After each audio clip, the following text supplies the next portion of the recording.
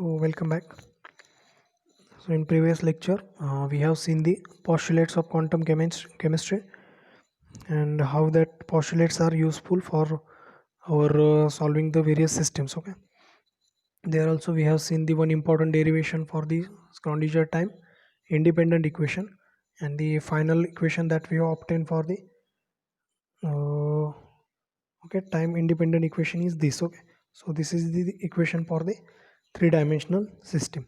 So now we'll see the significance of this equation in the various quantum mechanical systems. Okay.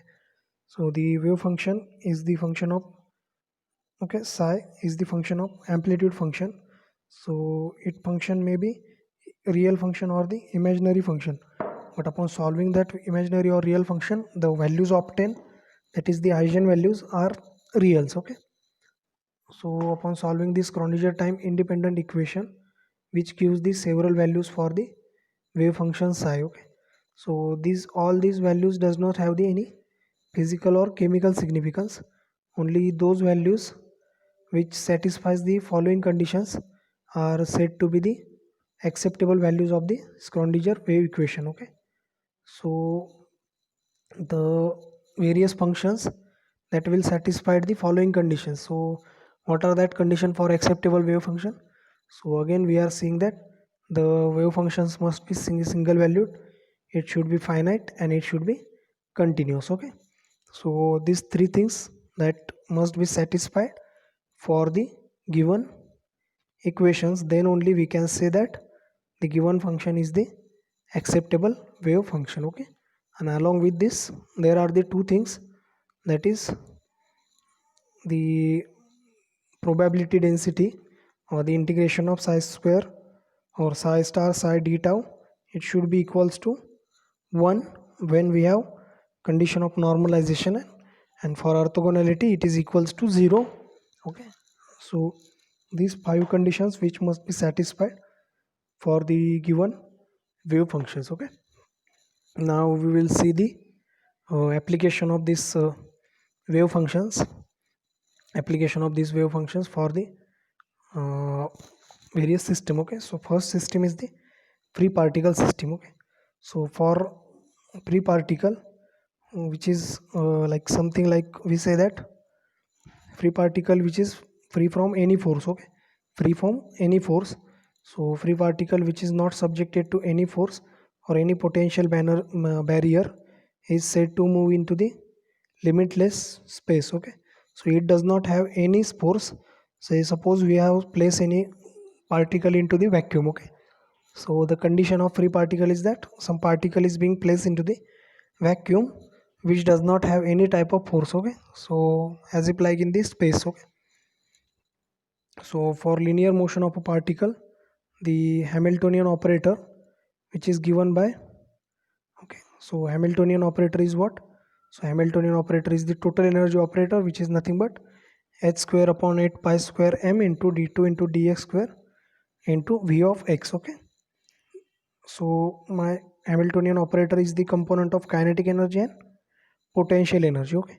So the wave function is psi is equals to psi x, since the particle is being not subjected to the any of the external forces. So its potential energy v, which remains constant. So for a convenience we can say that, so the potential energy which is assumed to be the 0. Okay. So we have kept the certain assumption in order to simplify the that our system. Okay. So one assumption is that the potential energy barrier is quite high. Okay.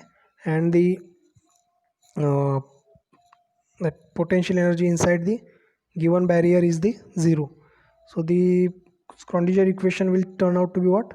So this potential energy term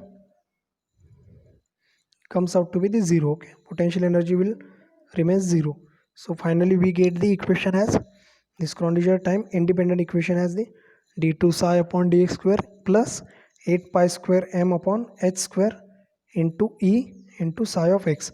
So previously its equation is what? E minus v, but now this v is 0. So we can say that this energy is only kinetic energy. Okay. Now total energy. Okay. E is the total energy. Now suppose my this constant is nothing but this 8 pi square m into E. All this constant is suppose my constant k. Okay, I have assumed some arbitrary constant k for the simplification purpose. So my arbitrary constant is comes out to be the k is equals to E is equals to k square h square upon 8 pi square m. So okay, so we get the energy value for the given free particle. Okay, given free particle, limitless particle. So next particle is the particle in the 1D box. Okay, particle in the 1D box. So consider the box. Okay, consider the box of such type. Okay, so here the assumptions are again that one assumption is that the potential energy means for particle like moving in this particle in this box, it's having all the kinds of arrangements, okay, for motion, but it cannot move outside this box. Okay, so the potential energy barrier or the potential energy for outside box is infinity, and inside the box the potential energy is zero. Okay, so these two assumptions are made for solving the this 1D box problem. Okay, so first assumption is what? The potential energy outside the box is infinity, means once the particle has been transferred from this box to outside, it will remain into a constant state, possessing all its energy as a potential energy only without any motion. Okay, and if it is present in the inside of the box, so we can say that its potential energy is zero, means it will remains into randomly in motion. Okay, motion may be random. Okay, so now consider the first example, that is for a particle in the 1D box. So question might be asked in such a way that for a particle of say mass m which moving into the box of length a, so we need to show that the allowed energy levels are given by this equation, that is n square h square upon 8m a square. Okay,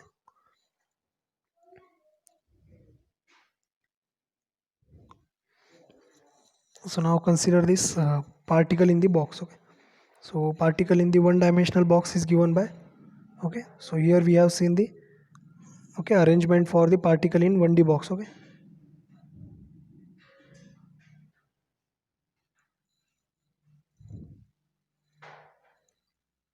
so consider the particle of mass m under the influence of an infinite square wave potential. It is called as a particle in a box. Okay, so consider the particle of mass m which is bouncing back and through between the two infinite rigid walls of a box having the length a. Okay, so now consider for the motion of particle in 1D box, it can move along the x-axis only. Okay, to and fro motion along the x-axis only. So now let us say assume that the particle is traveling along x direction only between x is equals to 0 to x is equals to a. Okay, so in exam or diagrammatically I can say that this particle can move within this barrier only, and what is the distance? X is equals to 0, that is position is equals to 0 initially, and it can reach up to the that edge of the box. Okay, it cannot pass beyond their box because the potential energy outside that box is infinity and it cannot cross that infinity barrier. So in order to get this much amount of potential energy, it has to be jump out of this box, and if that particle is gets outside the box, it will not be of our interest. Okay, so we are only considering the particle which is present in the box. Okay, present in the box, so it does not lose its energy when it is colliding with the wall of the box. Okay, so it is the conservation of energy. Okay, so that its total energy will remain constant. Okay, so these are the imaginary, okay, assumptions. All these things are imaginary assumptions for the simplifying the problems. Okay, because all of these complicated mathematical things, these are already so much complicated. Okay, so in order to simplification we have assumed that potential energy barrier, and now the that collisions which are occurring into the system are also assumed to be the elastic collision, so the total energy will remain constant. Okay, Now the potential energy of a particle outside the box is equals to infinity, and inside the box it is 0. The Schrödinger wave time independent equation for the such particle or 1D box is given by this. Okay, that is d2 psi upon dx square plus 8 pi square m upon h square into e psi e minus v into psi. Okay, but we can say we have already assumed that inside the that box the potential energy is 0, so we can put that here. Okay, so finally we get d2 psi upon dx square plus 8 pi square m 8 pi square m upon h square into e of psi. So the standard differential order second order equation is what? d2 psi plus k square psi of x is equals to 0. So assume this constant k square is equal to 8 pi square m e upon h square. Now the equations or the solution for such the second order differential equation, okay, is the linear combination of two wave equations. Okay, linear combination of two wave equation, that is sine and cos. So again we can use the wave functions of exponential type. Okay, so second order differential equations have the lots of solution. So out of that solutions we are only taking certain trigonometric functions because these are easy to handle, and also we are quite familiar with this sinusoidal and cosine functions. Okay, so that's why we are using that functions directly. So the solution of that second order differential equations are psi of x is equals to a into sine of kx plus b into cos of kx. So above equation can be solved or simplified once we have assumed the boundary conditions. Okay, so boundary conditions are what? Boundary conditions are like when the my x is equals to 0. Okay, so boundary conditions means what? So here we see that x can have the values from 0 to a. Okay, but what we have seen here that at position of x is equals to 0, what happen? The particle will not be at its that position. Okay, so particle cannot remain at the boundary. Okay, particle cannot remain at the boundary. Why is it so? Because the particle is in the motion. Okay, particle is in the motion. That means that the wave equation can have value 0 when the particle is at x is equals to 0 and x is equals to a. Because particle is in rapid motion, it can have constant kinetic energy, so we cannot have the potential energy inside that box as a some finite value, either it is 0 inside box. Okay, so we can say that the wave function will turn out the 0, that is we cannot find the wave function is 0 means we cannot have the that particle at that particular position. Okay, so at x is equals to 0 wave function is 0. So once we have put that value, so sine 0 is 0 and cos 0 is 1. So for the value of b, okay, the value of b is obtained as a 0. So we have put that value into the given equation, so we get the equation as a psi x is equals to a sine of kx.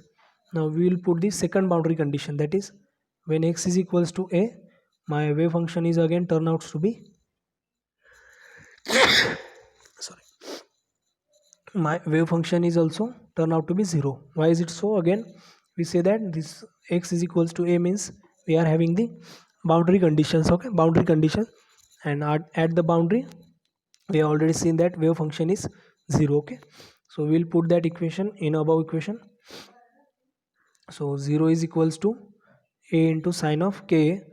Now here two things might be happen. Okay, here two things might be happen again. So these are the two functions, one constant is there a into sine of k. So above equation can only satisfied only when either a is 0 or sine of k is equals to 0. Okay, so any of these two things can be equals to 0. We can say that the above equation is only 0. Okay, so suppose we have saying like x into y is equals to say 5, not 5 is equals to 0, x into y is equals to 0. So this can only happen when what? Any of this number is 0, any of this number is 0, either both can be 0 or any of the one can be 0, we can say that these two equations, out of that two equations, any one of the 0, then output will be 0. Okay, now here we are saying that, so a is equals to 0 or sine of k is equals to 0.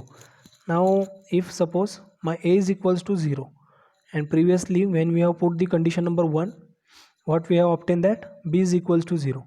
So my first function, okay, so my b is equals to 0.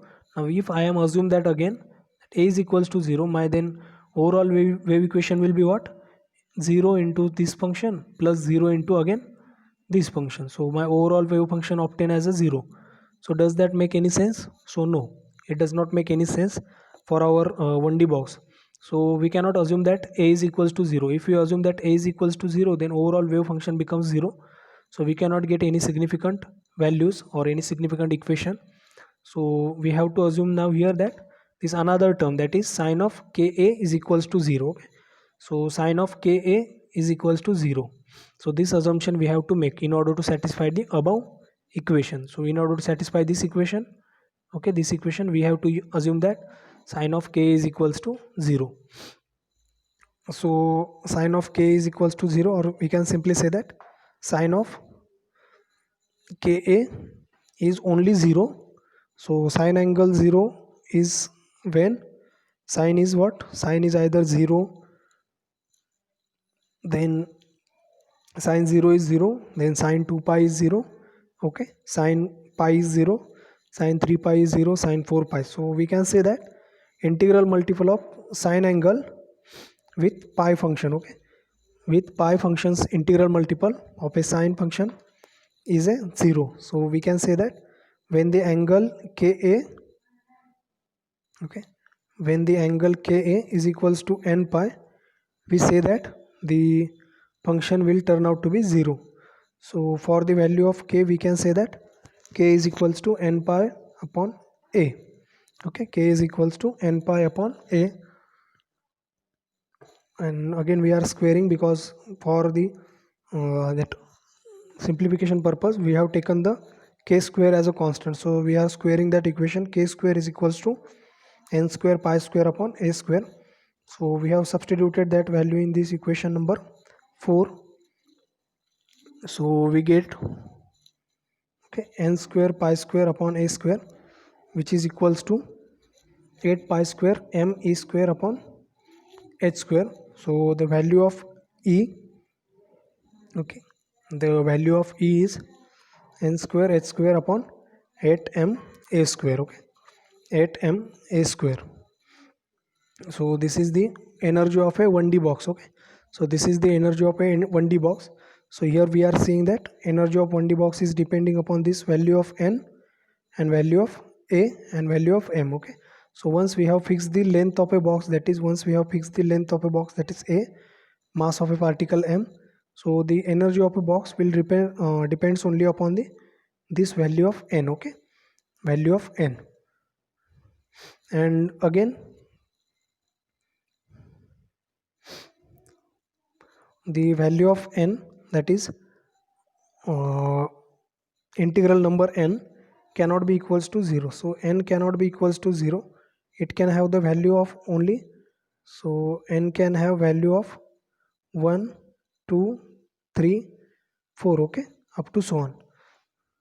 N can have the value of 1, 2, 3 and 4 up to so on. So n cannot have the value of 0. Why is it so?